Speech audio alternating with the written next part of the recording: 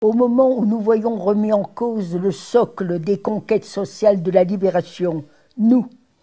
vétérans des mouvements de résistance et des forces combattantes de la France libre, appelons les jeunes générations à faire vivre et retransmettre l'héritage de la résistance et ses idéaux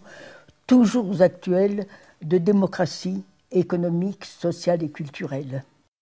60 ans plus tard, le nazisme est vaincu grâce au sacrifice de nos frères et sœurs de la résistance et des nations unies contre la barbarie fasciste. Mais cette menace n'a pas totalement disparu et notre colère contre l'injustice est toujours intacte. Nous appelons, en conscience, à célébrer l'actualité de la résistance, non pas au profit de causes partisanes,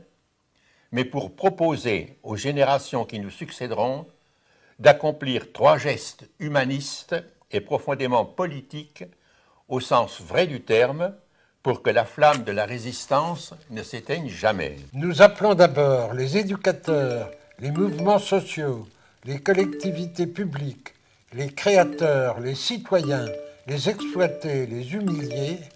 à célébrer ensemble l'anniversaire du programme du Conseil national de la résistance, adopté dans la clandestinité le 15 mars 1944, et qui préparait la sécurité sociale et les retraites généralisées, le contrôle des féodalités économiques, le droit à la culture et à l'éducation pour tous, une presse délivrée de l'argent et de la corruption, des lois sociales, ouvrières, agricoles, etc. Comment peut-il manquer aujourd'hui de l'argent pour maintenir et prolonger ces conquêtes sociales, alors que la production de richesses a considérablement augmenté depuis la libération, période où l'Europe était ruinée? Les responsables politiques, économiques, intellectuels et l'ensemble de la société ne doivent pas démissionner, ni se laisser impressionner par l'actuelle dictature internationale des marchés financiers qui menace la paix et la démocratie. Nous appelons ensuite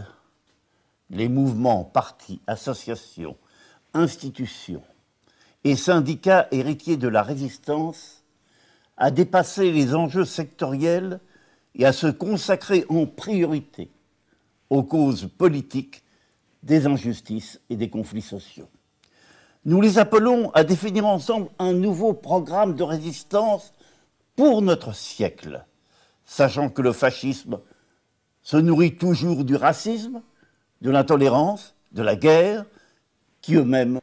se nourrissent des injustices sociales. Nous appelons enfin les enfants, les jeunes, les parents, les anciens, les grands-parents, les éducateurs, les autorités publiques à une véritable insurrection pacifique contre les moyens de communication de masse. Ils ne proposent comme horizon pour notre jeunesse que la consommation marchande, le mépris des plus faibles et de la culture, l'amnésie généralisée et la compétition à outrance de tous contre tous. Nous n'acceptons pas